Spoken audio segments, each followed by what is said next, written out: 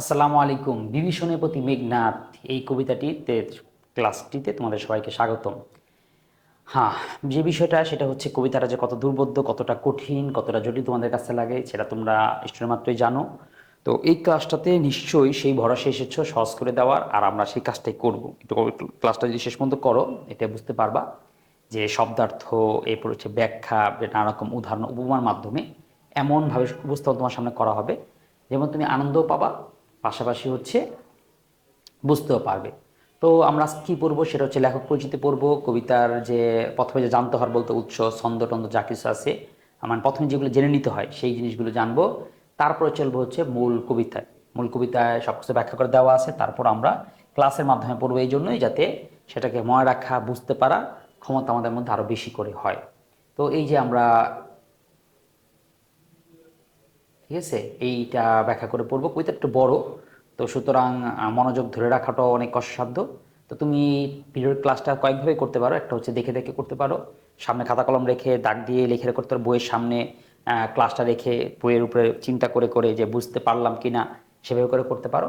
আর তোমাকে কোনো প্রশ্ন থাকবে না এই ক্লাসটা করলে, তোমার আসলে কোনো প্রশ্ন থাকার কথা হয় না, কারণ কোন কোন জায়গায় কী প্রশ্ন হয় এইটা আমরা স্টুডেন্ট পড়াতে পড়াতে সেই অভিজ্ঞতার আলোকেই এখানেই প্রশ্ন করে উত্তরটা দিয়ে দিব, অর্থাৎ তোমার কোনো কোশ্চেন আর থাকবে না এরপরে আলোচনা করার পরে। তো তাছাড়াও আমাদের বইয়ের মধ্যে কিন্তু ওই এককভাবে নিজে নিজে পড়ার জন্য প্রতিটা লাইনকে একদম সহজভাবে উপস্থাপন করেও লেখা দেয়া আছে, লিখে দেয়া আছে। তো এটাও তোমাকে উপকৃত করবে, যারা পারো সেটাও দেখে নিবা। তো নিজে নিজে পড়ার জন্য পরীক্ষার আগের। তারপর হচ্ছে একটা সম্পর্ক, যে মূলত কবিতাটা পড়ার আগে আমাকে একটু বুঝে নিতে হবে যে কার কি কি লাগে, কি থেকে কি হয়েছে, এবং কার সাথে কে কী ধরনের কথাটা বলে, ঘটনাটা আসলে কী ঘটেছিল। এরপরে চরিত্র বিশ্লেষণ। চরিত্র বিশ্লেষণটা তোমার সৃজনশীল লিখতে সহায়তা করবে। এরপর হচ্ছে পড়াটাকে মনে রাখতে একটু সাহায্য করবে। এরপর হচ্ছে ইয়া কি বলা যায় এটাকে, এই সাহিত্য খুঁজি ব্যাকরণ, অর্থাৎ এটা নিজেটা পড়ার বিষয়টা আমরা ক্লাসে দিব না। এরপরে এমসিকিউ অনুধাবন যা কিছু আছে সেটার জন্য আবার পার্ট পার্ট ভিডিও থাকবে, অর্থাৎ কীভাবে সৃজনশীল আসে, কোন অংশ থেকে আসে, সেটার উত্তরের জন্য কি করতে হয়, সেই ভিডিওগুলোতেও তোমাদেরকে আমন্ত্রণ জানাবো দেখার জন্য। ঠিক আছে, আমরা শুরু করতেছি কবি পরিচিতি। কবি হচ্ছে মাইকেল মধুসূদন দত্ত। মাইকেল মধুসূদন দত্তের কবিতা তোমরা ক্লাস 8-এ পড়েছো। তারপর হচ্ছে উঠে বঙ্গবাণী। এরপরে ক্লাস 9 বা 10-এ পড়েছ শীত, কি বল, কপোতাক্ষ নদ। এরপরে এসে এখানেও তুমি পড়তেছো বিভীষণের প্রতি মেঘনাদ। তো আগে টুকটাক গালাগালি করে না করলেও এখানে এসে প্রচুর গালি দিবা যে বিলাটা এত কঠিন করে কেন লিখতো, আমাদেরকে কেন এত বিপদে ফেলেছে। তো যাই হোক, এটা সাহিত্যের অংশ, সাহিত্য এইটাই বলেই তোমরা পড়ো বা পড়তে হয়। তো নাম হচ্ছে মাইকেল মধুসূদন দত্ত, ছদ্মনাম টিমোথি পেন পোয়েম। ছদ্মনাম কি? Timothy pen poem. আচ্ছা, তো এইখানে একটা প্রুফে আমরা এটা ঠিক করে ফেলবো। অর্থাৎ নামটা হচ্ছে মাইকেল মধুসূদন দত্ত। এরপরে ছদ্মনাম Timothy pen poem. Timothy pen poem মানে কি? অর্থাৎ ছদ্মনাম কি জিনিস, আগের লেখকরা কোনো পত্রিকায় লেখালেখি দিতে গেলে সে একটা নাম ধারণ করত, একটা ছদ্মনাম ধারণ করতো, যে তাকে যাতে সবাই সেই নামেই চেনে। ঠিক আছে, তো সেই চেনা বা নাম অনুযায়ী কি হয়ে গেছে, তার নাম হতো কি মাইকেল মধুসূদন দত্ত। আধুনিক বাংলা কবিতার জনক বা অগ্রদূত, আধুনিক বাংলা কবিতার জনক সে। আচ্ছা, এটা মনে রাখবা কীভাবে, টিমোথি পেন পোয়েম। দেখো, একমাত্র মাইকেলের ছদ্মনামটা ইংলিশ, বাকি কোনো লেখকের ছদ্মনাম তুমি ইংলিশ পাবা না। কারণ তিনি ছিলেন বিলাতি, তিনি গেছিলেন ফরাসিতে, বাঙালি হয়েও তার বিদেশিতে মন চাইছে। তো সুতরাং এভাবে মনে রাখতে পারো তার, এই জন্য নামটাও একটু বিদেশি বিদেশি। উপাধি, মাইকেল মধুসূদন দত্তকে বলা হয় আধুনিক বাংলা কবিতা। আধুনিক বাংলা, আধুনিক যুগটা মানে সাহিত্যের আধুনিক যুগ শুরু হয়েছে তার মাধ্যমে। 1850-এর দিক থেকে তার শুরু হয়েছে। তার জন্ম 1824 খ্রিস্টাব্দে যশোর জেলার সাগরদাড়ি গ্রামে। যশোরে যারা থাকো তারা জানে যশোরের মানুষদের সৌভাগ্য, যশোরের মানুষদের একটা অন্যতম কৃতি ব্যক্তিত্ব হচ্ছে এই মাইকেল মধুসূদন দত্ত। তো তার নামে মেলা হয়, আসর হয়, আর অনেক কার্যক্রম তার নামে চলে। তো পিতার নাম তো দরকার নেই, মাতার নামটা কখনো কখনো আঁকে জাহ্নবী দেবী। জাহ্নবী কিন্তু এখন একটা নায়িকার নামও, কেউ কেউ জানো হয়তো। তো তার মার নাম সে জাহ্নবী ছিল। শিক্ষা জীবন, মায়ের তত্ত্বাবধানে গ্রামে মধুসূদন দত্তের প্রাথমিক শিক্ষা সম্পন্ন হয়, মার মাধ্যমেই হয়। তিনি কলকাতা হিন্দু কলেজে 7ম শ্রেণীতে ভর্তি হন। তিনি খ্রিস্টান ধর্ম গ্রহণ করার কারণে তাকে হিন্দু কলেজ কী করতে হয়, পরিত্যাগ করে শিবপুরের বিশপস কলেজে ভর্তি হতে হয়। সেখানে তিনি গ্রিক, ল্যাটিন ও হিব্রু ভাষা শিক্ষার সুযোগ লাভ করেন। এছাড়াও তিনি ইংরেজি, সংস্কৃত, ফরাসি, জার্মান, ইতালি সহ বহু ভাষায় দক্ষতা অর্জন করে। তার মানে তিনি একটা দুটো ভাষা না, অনেক অনেক ভাষা তিনি পারতেন। এই কলেজে অধ্যয়নকালে ইংরেজি সাহিত্যের প্রতি তার তীব্র অনুরাগ জন্মে। কর্মজীবন: মাইকেল মধুসূদন দত্ত কলকাতার প্রথমে আইন ব্যবসা শুরু করেন। মানে এটা মনে রেখো, এটাও গুরুত্বপূর্ণ। তিনি কোন কলেজে পড়েন? হিন্দু কলেজে পড়েন। তারপর সেই কলেজ ছেড়ে দিয়ে তিনি কোথায় বিদেশ চলে যান। আর সেই কলেজে থাকতে তিনি কিন্তু অনেকগুলো ভাষা পারতেন, গ্রিক, ল্যাটিন এবং হিব্রু ভাষা। তিনি সবাই যেখানে ফার্সি, আরবি, সংস্কৃত শিখে তিনি শিখছেন উল্টা আধুনিক ভাষাগুলো। তো তারপর ইংরেজি, হ্যাঁ, তিনি জার্মান, ইত্যাদি সব বহু ভাষা দক্ষ অর্জন করেন। এই কলেজে অধ্যয়নকালে তিনি ইংরেজি সাহিত্যের প্রতি তীব্র অনুরাগ জন্মে। তার কাছে মনে হয় যে কি বাংলা সাহিত্য, বরং ইংরেজি সাহিত্য শিখি, আমি ইংলিশ সাহিত্যেই ভালো করতে পারবো, আমিও ইংলিশ সাহিত্যিকই হব। কিন্তু যতই হোক না কেন, মানুষ তার মাতৃভাষাকে ছাড়িয়ে যেতে পারে না। মাতৃভাষার সাথে তোমার যে বুনবর্তী, মাতৃভাষা যেমন করে মজা পাও, তুমি এটা যেভাবে অভ্যস্ত, তুমি ইংলিশে কিন্তু চিন্তা করে করে বলতে হচ্ছে, ভেবে ভেবে বলতে হচ্ছে, এইটাতে তোমাকে কিন্তু নটটা পিছিয়ে যায়। তো এই জন্য এটাই দরকার। কর্মজীবন: মাইকেল মধুসূদন দত্ত কলকাতা প্রথম আইন ব্যবসা শুরু করেন। তিনি শুরু করেন আইন ব্যবসা, কিন্তু সফলতা না পেয়ে সাহিত্য সাধনাকেই কর্মজীবন হিসেবে তিনি গ্রহণ করেন। জীবনী: 1843 সালের 9 ফেব্রুয়ারি 19 বছর বয়সে মধুসূদন দত্ত খ্রিস্ট ধর্ম দীক্ষিত হন। এটা গুরুত্বপূর্ণ সাল, তাইটা দরকার নেই, সালটা গুরুত্বপূর্ণ। 1843 সাল, তার জন্ম 24-এ। আর হ্যাঁ, তো এই পরে কত বছর বয়সে? 19 বছর বয়সে। তোমরা মাত্র মেসেজ দেখলা কিনা, যে মেসেজটা আসলো, এটা মূলত আমাদের একটা হোয়াটসঅ্যাপ গ্রুপ রয়েছে, যে গ্রুপে স্টুডেন্টরা তাদের যে কোনো সমস্যা বললে আমি আমার এই শুধু বই যারা সংগ্রহ করে তাদেরকে মূলত গ্রুপে অ্যাক্সেসটা দিই। তো তাদের এই বই সম্পর্কে হোক কিংবা অন্য কোনো সম্পর্ক, বাংলায় কোনো সমস্যা থাকলে তাদেরকে সে সমাধান দেই। তো 43 সালের 9 ফেব্রুয়ারি 19 বছর বয়সে মধুসূদন দত্ত খ্রিস্ট ধর্মে দীক্ষিত হন। তখন তিনি নামের প্রথমে এই যে মাইকেল যে শব্দটা আছে, এই শব্দটা তিনি যোগ করেন। ছাত্রাবস্থাতে মধুসূদন দত্তের সাহিত্য প্রতিভার স্ফুরণ ঘটে। হিন্দু কলেজে ছাত্রাবস্থায় তার সাহিত্য চর্চার মাধ্যম ছিল ইংরেজি ভাষা। পাশ্চাত্য জীবনযাপনের প্রতি প্রবল ইচ্ছা এবং ইংরেজি ভাষা ও সাহিত্যের প্রতি তীব্র আবেগ তাকে ইংরেজি ভাষায় সাহিত্য রচনা উদ্বুদ্ধ করেন। পরবর্তীকালে জীবনের বিচিত্র কষ্টকর অভিজ্ঞতায় তার এই ভুল ভেঙেছিল। অর্থাৎ তিনি পরে বুঝতে পারছেন, যতই হোক আমি আমার ভাষা ছাড়া অন্য ভাষায় স্বতঃস্ফূর্ত না। তো অনেক কিছুই, যদি বিশেষ অবদান বলি, তার অনেক অবদান আছে বাংলা সাহিত্যে, তার প্রচুর প্রচুর অবদান আছে। হাজার বছরের বাংলা কবিতার ছন্দ ছিল পয়ার। পয়ার কি চিনো? ওই যে দুই লাইন মিল, খালি দুই লাইন মিল। কবিতা বলতে আমরা যেটা বুঝি, এটা ছিল আমাদের হাজার বছর, মানে বাংলা সাহিত্য বলতে, কবিতা বলতে মানুষ সেটাই বলতো। তিনি সেটাকে ভেঙে দিয়ে নতুন কিছু জিনিস আনলেন, মানুষকে দেখলেন না সাহিত্য শুধু এই একটাই হতে পারে, আরো কিছু হতে পারে। তো তিনি 14 মাত্রা বাংলা ছন্দ বিশেষ, একটি চরণের শেষে আরেকটি চরণের মিল, ওই ছন্দের আনোর প্রথা, নির্ধারিত পদ্ধতি, বাংলা এই কবিতার প্রথাকে ভেঙে দিলেন। তার নতুন ছন্দ নিয়ে আসলেন, কি? অমিতাক্ষর ছন্দ। তবে এই ছন্দটি বাংলা অক্ষর বৃত্ত ছন্দেরই নবরূপায়ণ। বাংলা কবিতা চতুর্দশপদী কবিতা বা সনেটেরও কি প্রবর্তক মাইকেল মধুসূদন। তার মানে ইতালির যে একটা কবিতা লেখার স্টাইল, যে সনেট, তিনি সেটাও কি করছেন? বাংলা ভাষায় ঢুকিয়েছেন। প্রশ্ন গুরুত্বপূর্ণ, 29তম 25তম বিশেষ আসছিল। বাংলা নাটকের উদ্ভব তার মাধ্যমে, নাটকেরও কি তিনি উদ্ভব করেছেন। তার মানে বুঝতে পারতেছি মাইকেলের অবদানের শেষ নেই, অনেক অবদান। বাংলা সাহিত্যের আধুনিকটা শুরু হয়েছে তার হাত ধরে। সাহিত্যকর্ম যদি তাকাই, মাইকেলের সময় সাহিত্য বলতে ছিল এই কাব্য, আর তো কিছু ছিলই না, বরং তিনি আরো নতুন জিনিস নিয়ে এসেছেন, সেটা হচ্ছে নাটক, আছে প্রহসন। তখন মাইকেল মধুসূদন থাকা অবস্থা ততদিনও কি এই যে উপন্যাস তো ছিলই না, কারণ উপন্যাস প্রথম আসছে বঙ্কিম। তারপর হচ্ছে প্রবন্ধ, গল্প, ছোট গল্প যেটা, সেটাও তো ছিল না, কারণ ছোট গল্প প্রথম কে আনছে? ছোট গল্প প্রথম আনছে হচ্ছে রবীন্দ্রনাথ, সুতরাং তার আনা কথাই না।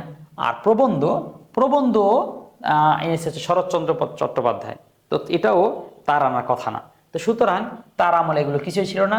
তার সম্পর্কে যদি আমরা একটাই জানি, সেটা হচ্ছে পাই কি, এই যে তার কাব্যগ্রন্থ আর হচ্ছে নাটক। এবার জিনিস দেখি, সেটা হচ্ছে প্রহসন। এটা আবার কি জিনিস প্রহসন? প্রহসন হচ্ছে ওই নাটকেরই একটা বিশেষ রূপ, অর্থাৎ হাস্যকর নাটক, আমরা যেমন ফানি নাটক বা কমেডি নাটক যেটাকে বলি। তো তার আমলে এটা কমেডি। বুড়ো শালিকের ঘাড়েরও আর কি, একে বলে সভ্যতা, এই দুইটা। ঠিক আছে, তারপরে আসি হচ্ছে আমাদের কবিতার আসল পড়া কিছু, সেটা হচ্ছে উৎস। কবিতাটার উৎস যদি আমরা দেখাই, কবিতাটা নেওয়া হয়েছে এই মেঘনাদ বধ কাব্যের বধ নামক 6ষ্ঠ সর্গ থেকে। এর কথা মানে কি, এই মেঘনাদ বধ যে কাব্যটা আছে, ঠিক আছে, মেঘনাদ বধ যে কাব্যটা আছে, সেই কাব্যের মধ্যে মোট 9টা কি আছে? মোট 9টা এই স্বর্গ আছে। সেই 9টা স্বর্গের মধ্যে ষষ্ঠ নম্বর স্বর্গ থেকে আমাদের এই অংশটা নেওয়া হয়েছে। ঠিক আছে, এরপর যদি তাকাই ছন্দ, ছন্দ হচ্ছে এটা অক্ষরবৃত্ত ছন্দে রচিত। আচ্ছা, অক্ষরবৃত্ত ছন্দ আর মাত্রাবৃত্ত ছন্দটা কি? দেখো, অক্ষরবৃত্ত ছন্দটা এরকম যে অক্ষর অক্ষরে মিল থাকে না, লাস্টে একটু মিল থাকলেই হয়েছে। কিন্তু মাত্রাবৃত্ত ছন্দ ওই ৮ ৮ ৫ ৫ একদম হুবহু উপর উপর নিচ পুরোটাতে মিল থাকতে হয়, এই পার্থক্য। এই তো, এটাও প্রায় ৮+৬ মাত্রার পূর্ব পর্বে বিন্যস্ত। এটা দরকার নেই, তোমার যে অক্ষরবৃত্ত ছন্দে এটুকু মনে রাখতে পারলে হয়েছে। বিভূষণী মেঘনাদ অক্ষরবৃত্ত ছন্দে রচিত। আমাদের বইয়ের মধ্যে কিন্তু সুন্দর করে দেওয়া আছে কোনটা। এটা তুমি তো এক একটা এক এক ছন্দে রচিত, বুঝতে পারতেছো না। সব যদি একসাথে দেওয়া থাকতো তাহলে ভালো হতো না, সে একসাথে ভালো করার অংশটা আমরা করে রেখেছি। তো শিখন ফল কি? যে চাচা বিভীষণের বিশ্বাসঘাতকতার বিপরীতে দেশপ্রেমিক মেঘনাদের যে রাগ ক্ষোভ, সেটা নিয়ে এই কবিতাটা বলা হয়েছে। পাঠ পরিচিতিটার কথা বলি। পাঠ পরিচিতিটা খুবই গুরুত্বপূর্ণ। কবিতা যতবারই পড়বা পাঠ পরিচিতিটা আগে একবার পড়ে নিবা। পাঠ পরিচিতিটা কি? মেঘনাদ কাব্যের ষষ্ঠ স্বর্গে লক্ষণের হাতে অন্যায় যুদ্ধে মৃত্যু ঘটে অসম সাহসী বীর মেঘনাদের। এখন মেঘনাদ আসলে খারাপ ছিল, মেঘনাদের বাবারা খারাপ ছিল, মেঘনাদরা অসুর ছিল, দৈত্য ছিল, সব ঠিক আছে। কিন্তু কিন্তু লক্ষণ এই কাজটা তো ভুল করেছে, যে অন্যায় যুদ্ধ অর্থাৎ যুদ্ধের যে নিয়ম সেটা না মেনে তাকে হত্যা করেছে, এই জিনিসটা। তো রামচন্দ্রকে মানে দেবতা যে রামচন্দ্র কর্তৃক দ্বীপরাজ্য লঙ্কা রাজ্য আক্রান্ত হয়। রাম কি করে? শ্রীলঙ্কা আক্রমণ করে। কাকে? রাজা রাবণ। ঠিক আছে, তো রাবণের যে শত্রুর যে দৈব কৈশোর, তার কাছে অসহায় পড়েন। ভ্রাতা কুম্ভকর্ণ পুত্র বীরবাহুর মৃত্যুর পর মেঘনাদকে পিতা রাবণ পরবর্তী দিবসের অনুষ্ঠেয় মহাযুদ্ধের সেনাপতি হিসেবে বরণ করে নেন। ঠিক আছে, মেঘনাদ কি করে? তার যে ছেলে, বড় ছেলে বীরবাহু মারা যায়। এখন আর কি করবে? যুদ্ধে জয়ের করতে হইলে সে তার ছোট ছেলে মেঘনাদকে দায়িত্ব দেয়, তাহলে পরবর্তী যুদ্ধ তুমিই করবা। কিন্তু লক্ষণ কি করে? যুদ্ধে যুদ্ধজয় নিষেধ করার জন্য মেঘনাদ যুদ্ধযাত্রা পূর্ববর্তী নিকুম্বলা যজ্ঞাগারে ইষ্টদেব মানে হচ্ছে অগ্নিদেবতাদের কি করে? পূজা সম্পন্ন করে মনস্থির করেন যে যেমনি হোক আমি পূজা করব, মানে এই রামদেরকে পরাজিত করব, সেই নিয়ত করে। কিন্তু মায়াদেবীর আনুকূল্যে এবং রাবণের অনুজ বিভীষণের সহায়তায় লক্ষণ শত শত প্রহরীর চোখ ফাঁকি দিয়ে নিকুম্বিলা যজ্ঞাগারে প্রবেশে সমর্থ হয়। এখন এই মেঘনাদ যুদ্ধে যাওয়ার আগেই মেঘনাদের ঘরে বলতে পারো রাজপ্রাসাদে সে ঢুকে পড়ে। কিভাবে ঢুকে? এটা হচ্ছে মায়াদেবী, আর একটা হইতেছে ওই মেঘনাদেরই যে চাচা, মেঘনাদের চাচা কে? বিভীষণ না? সেই দুইজনকে যে হাত করে নিজের দলে নিয়ে তারপরে সে ইয়াতে ঢুকে যায়, অর্থাৎ নিকুম্বিলা যজ্ঞাগারে বা পূজা কেন্দ্রে ঢুকে যায়। তো কপট এখানে লক্ষণ আসলে খারাপ না, মানে হিন্দু ধর্ম অনুযায়ী, কিন্তু কবিতার মধ্যে মানে লক্ষণকে খারাপভাবে দেখানো হয়েছে। তো কপট লক্ষণ নিরস্ত্র মেঘনাদের, এখানে লক্ষণকে ধূর্ত বা চালাক বা কপট বা প্রতারক বলা হয়েছে। তো কপট লক্ষণ নিরস্ত মেঘনাদের কাছে যুদ্ধ প্রার্থনা করেন যে ঠিক আছে ভাই, তুমি তো মারতে আসছো, কিন্তু যুদ্ধ ছাড়া তো হয় না, এটা তো নিয়ম না। নিয়ম হচ্ছে তুমি যুদ্ধ করো, যুদ্ধ করলে আমি হারতে পারলে আমি হারবো, তুমি পরাজিত হলে তুমি পরাজিত হবা, কিন্তু যুদ্ধ তো করতে হবে। কিন্তু মেঘনাদ বিস্ময় প্রকাশ করে শত শত প্রহরীর চোখ ফাঁকি দিয়ে নিকুম্বিলা যজ্ঞাগারে লক্ষণের অনুপ্রবেশে যে মায়া বলে সম্মান করেছেন, বুঝতে বিলম্ব করে না যে তার হাত আসছে, যে বুঝছি এখানে মায়াদেবী তার চাচারাই তাকে হাত করে এখানে নিয়ে আসছে। তো যাক, এক কথা আমরা এটা পড়লে বুঝবো, মূল কথা হচ্ছে এইভাবে করেই এই লক্ষণ। আচ্ছা, তো যাক, এই জিনিসটা বোঝানোর আগে তোমাদেরকে আমি আসল যে গল্পর মানে ঘটনাটা কি সেটা বোঝার জন্য আমরা সুন্দর একটা কাহিনী তোমাদের দিয়ে দিচ্ছি সার সংক্ষেপে। সবসময় এই জিনিসটা পড়বা, সম্পর্কটা বোঝার চেষ্টা করবা। ঠিক আছে, এই যে যাদের কাছে বই আছে তারা বইয়ের এই অংশটাতে আসো, এই অংশটা বের করো, বের করে আমাদের সাথে ধরো। এই যে এই অংশটা ভালো করে বুঝো, খুব ভালো করে বুঝো। দেখো, এক নজরে পুরো গল্পটা বুঝবো, সেটা হচ্ছে দেবতা। এই পুরো কবিতার মধ্যে আমরা দুইটা অংশ দেখতে পাই, দুইটা পার্ট। একটা হচ্ছে দেবতাদের অংশ, আর একটা হচ্ছে অসুর বা রাক্ষস বা দৈত্যদের অংশ। দেবতারা কারা? দেবতাদের মধ্যে হচ্ছে আসে দশরথ। দশরথ 3টা বিয়ে করছে। 3 বিয়ের মধ্যে এক বইয়ের নাম হচ্ছে কৈশল্যা, কৈকেয়ী, একটা হচ্ছে সুমিত্রা। তোমরা হচ্ছে কৈকেয়ী আর কৈশল্যা নাম মনে রাখার দরকার নেই, তোমরা মস্ত করবো হচ্ছে সুমিত্রার নাম। কার নাম? সুমিত্রার নাম সবসময় মনে রাখবা। এখন এই সুমিত্রার মধ্যে যে কৈশল্যা ঘরে যে সন্তান তার নাম হচ্ছে রাম। কৈকর ঘরের যে সন্তান হয় তার নাম ভরত। সুমিত্রা ঘরে 2টা সন্তান হয়, একটা নাম হচ্ছে লক্ষণ আর একটা হচ্ছে শত্রুঘ্ন। তো শত্রুঘ্ন বাদ দাও, তোমাদের মনে রাখতে হবে লক্ষণের নাম। কার নাম মনে রাখতে হবে? লক্ষণের নাম। এখন বড়দের নাম মনে রাখা দরকার নেই, কৈশল্যা কৈকি কিছু দরকার নেই, খালি এতটুকু মনে রাখো এই রাম আর লক্ষণ তাহলে কি ছিল? রাম আর লক্ষণ ছিল হচ্ছে দুই ভাই। লক্ষণের মার নাম কি? লক্ষণের মার নাম হচ্ছে সুমিত্রা। এইটুকু তোমাদের লাগবে। এছাড়া বাকি যেইগুলো আছে সেইগুলোকে তোমাকে দেখতে হবে না। এখানে দেওয়ার কাজ দিয়ে দিছি আমি, খালি রাখতে পারতাম, তাহলে কনফিউশন থেকে যেত। কিন্তু ভিডিও ক্লাসে আমি আলোচনা করে দিচ্ছি যে এখানে তোমাকে দশরথের নামও মনে রাখতে হবে না, রামের বাবার নামও তোমার লাগবে না, কারণ প্রশ্ন প্রেক্ষাপট অনুযায়ী এইটুকু আসবে। রামের ভাইকে, লক্ষণের ভাইকে, এই তো লক্ষণের মার নাম কি বা সুমিত্রার পুত্রের নাম কি, এইগুলোই আসবে। আছে এখানে ব্যাখ্যাটা দিয়ে দিয়েছি, এগুলো পড়লে বুঝবা, কিন্তু আমি আলোচনা করে দিলাম। এরপর আসে এই পাশে অসুর পক্ষ বা খারাপ পক্ষ, রাবণদের পক্ষ। অসুর পক্ষের মধ্যে অসুরদের যে মা, তার নাম হচ্ছে নিকষা। এই নিকষার গর্ভে 3টা সন্তান হয়, 3টা পুত্র হয় তার। একটা নাম, বড়টা নাম রাবণ, কুম্ভকর্ণ, বিভীষণ। এখানে 3টা নামই গুরুত্বপূর্ণ। ঠিক আছে, তোমাদের কবিতার মধ্যে 3টা নামই আছে। তো এরকম এখন এই রাবণের আবার 2 সন্তান, একটা নাম বীরবাহু, একটা নাম মেঘনাদ। পুরো কবিতাটা হচ্ছে এই মেঘনাদ আর বিভীষণের মধ্যে কথোপকথন, এখানে আর কোনো কারো কথা নাই। এই রামের সুমিত্রার নাম আছে, রামের নাম আছে, লক্ষণের নাম আছে, কিন্তু তাদের সাথে কোনো কথাবার্তা নেই। তাদের সাথে কবিতার মধ্যে কিছু বলা হয়নি, ওই ইঙ্গিতে বা প্রেক্ষাপটে কিছুটা হয়তো চলে এসেছে, কিন্তু তাদের নাম আসলে নাই। তো নাম আছে কার? নাম আছে হচ্ছে বিভীষণ আর বীরবাহু আর মেঘনাদেরই কি এখানে নাম আছে।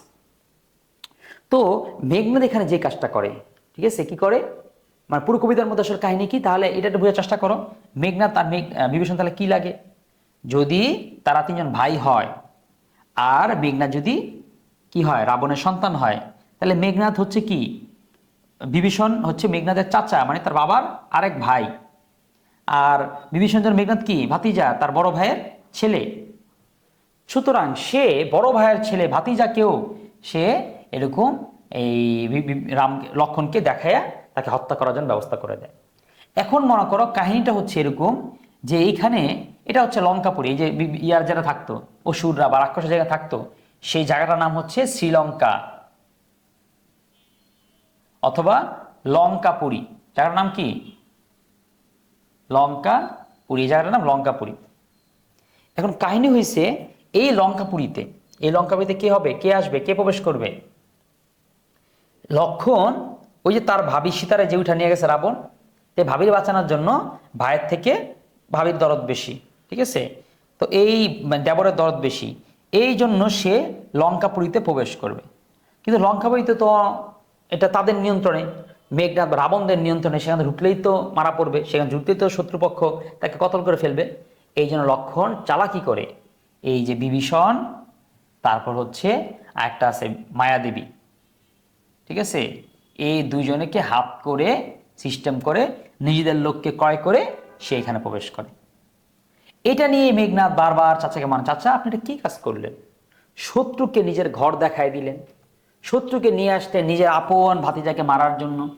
আপনি ভাই, ভ্রাতৃত্ব, দেশ, জাতি সব কিছুকে ভুলে গেলেন। আপনি চাচা এতটা নিষ্ঠুর কিভাবে হতে পারলেন? এই পুরো কবিতাটা তা নিয়ে বলা হয়েছে। তাহলে আমরা কি এইটুকু বুঝতে পারলাম? যদি আমরা চরিত্র বিশ্লেষণ বলি কবিতার মধ্যে আর কি, কবিতার মধ্যে মেঘনাদকে দেখাচ্ছে দেশপ্রেমিক, বিনয়ী, শৌর্য, বিরট, আত্মসম্বোধ, মর্যাদা, সংযমী উপাধি। কবিতায় মেঘনাদকে বেশ কটা নামে ডাকা হয়েছে, বলা হয়েছে অরিন্দম, বাসব বিজয়ী, বাসবের তাস, রাবণী, বীরেন্দ্র বলি, ইন্দ্রজিৎ, ধীমান, পরাক্রম দাস আর রাবণাত্মজ, অনেকগুলো নাম বলা হয়েছে। আমি সবগুলো বোঝার চেষ্টা করব। অরিন্দম মানে হচ্ছে অরিকে যে দমন করে, অর্থাৎ শত্রুকে যে দমন করে। এখন যেহেতু মেঘনাদ অনেক অনেক শত্রুকে দমন করছে, এই জন্য নাম দিচ্ছে অরিন্দম। ওকে বলেছে বাসব বিজয়ী, যেহেতু ইন্দ্র বা বাসব একটা এলাকার নাম, যেখানে দেবতারা থাকে, ওই মেঘনাদ নাকি সেই এলাকাটা জয় করেছিল, তো এই জন্য ওকে বাসব বিজয় বলে। ওকে বলা হয় বাসব ত্রাস, ত্রাস মানে ভয়, অর্থাৎ বাসবের যেহেতু বিজয় করেছিল, সুতরাং বাসবের লোকেরা ওকে সবসময় ভয় পাইতো, বাসবের হয়ে গেছিল ত্রাস। এরপর আমরা দেখি রাবণী। রাবণীকে, রাবণী হচ্ছে রাবণের ছেলে, যেহেতু আর বাবা যেহেতু রাবণ ছিল, যেহেতু রাবণের ছেলে, এই জন্য রাবণী। আর কি বীরেন্দ্র বলি বলেছে, বীরেন্দ্র বলি হচ্ছে বীরেন্দ্র বাহুবলী, নাম শুনছো না, মহেন্দ্র বাহুবলী, এটা কি বীরেন্দ্র বাহুবলী।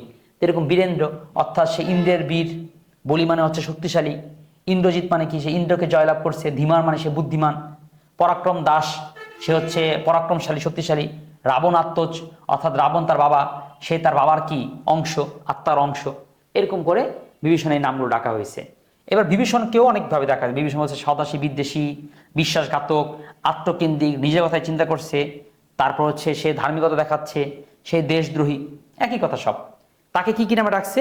তাকে ডাকা হয়েছে নিকষার পুত্র, রাবণের ছোট ভাই অনুজ, রাবণের সহোদর মানে রাবণের ভাই, কুম্ভকর্ণের ভাই, মেঘনাথের চাচা, তাত মানেও চাচা, পিতব্য পিতার সমান, রথী মানে যোদ্ধা, মহারথী মহাযোদ্ধা, তাকে বলেছে রক্ষরথী, অর্থাৎ রাক্ষসপুরী বা লঙ্কাপুরী, যে শ্রীলঙ্কা মানে যেটা রাক্ষসদের এলাকা, সেইখানকার যোদ্ধা, রক্ষমণি ওই শ্রীলঙ্কার গুরুত্বপূর্ণ ব্যক্তি, রক্ষবর শ্রীলঙ্কার কি একজন একটা আশীর্বাদ, ধনপদগামী, বীরকেশরী, তাকে সিংহের সাথে তুলনা করেছে। তাকে বলা হয়েছে রাঘব দাস, যে সে হচ্ছে কি রামদের দাস হয়ে গেছে। তো এই দুইটাকে মোটামুটি এই পয়েন্টগুলোকে যদি পড়তে পারো, তোমার এমসিকিউ এবং সিকিউর জন্য অনেক উপকার পাবা। হ্যাঁ, চরিত্র বিশ্লেষণ আমি এখানে করা আছে, এটা পড়বা, খুব কিছু বললাম না। আসলে বাস্তব কথাই হচ্ছে যারা হিন্দু তাদের বিশ্বাস অনুযায়ী কিন্তু মেঘনাথ তো রাবণ ছিল, অসুরা তো খারাপ ছিল, খারাপদের সন্ন্যাস, তারা খারাপই। কিন্তু এখানে হয়ে গেছে উল্টা, কবিতার মধ্যে মেঘনাথকে একেবারে অনেক বড় ভিড় করে দেখানো হয়েছে, বিভীষণকে দেখানো হয়েছে একেবারে ভিলেন করে। ঠিক আছে? লক্ষণ, লক্ষণ তো রামের ভাই, কত বড় দেবতা ছিল, কিন্তু তাকে বলা হয়েছে রামানুজ, সৌমিত্রী, কবিতার মধ্যে সৌমিত্রী আছে, অর্থাৎ সে সুমিত্রার পুত্র, এই জন্য নাম হয়েছে সৌমিত্রী। ওকে অনেকগুলো জিনিসগুলো গালাগালি করছে, বলছে হচ্ছে চণ্ডাল, বলছে হচ্ছে তস্কর চোর বলছে, তাকে বলছে ক্ষুদ্রমতি নর, অর্থাৎ তার মন ছোট, তাকে বলছে সুর, ঠিক আছে, মানে অসুর আর কি, খারাপ। তাকে বলছে বনবাসী, বনবাসী মানে কি জঙ্গলি বা জঙ্গল, বলছে দুর্বল মানব, বলা হয়েছে নরাধম, দুরাচার দৈত্য, বলেছে কীট, অর্থাৎ কফল্য কমলে একটা পোকা। এরকম করে লক্ষণকে অনেকগুলো নামে ডাকা হয়েছে। রাবণের নাম কবিতার মধ্যে তেমনভাবে আসে নেই। তারপর রাবণের কাহিনী আমরা এখানে তো পড়বো, বুঝবো কি কি করেছিল। রামটাকেও কিছু কাহিনী হালকা করে আসে। তো যাক, এটা একটা পৌরাণিক কাহিনী, হিন্দু ধর্মের কাহিনী। সুতরাং আমরা কি করলাম, কবিতার যে কাহিনীটা কি, গল্পটা কি, কে কার সাথে কি করেছিল, কোন প্রেক্ষাপটে এসেছে, সেটা বুঝতে পারলে এখন কবিতা বোঝাটা সহজ। কবিতা বোঝাটা এখন কিন্তু আমাদের জন্য কঠিন লাগবে না। তো সুতরাং এখন আমরা কবিতার মূল পাঠে মনোযোগ দিই।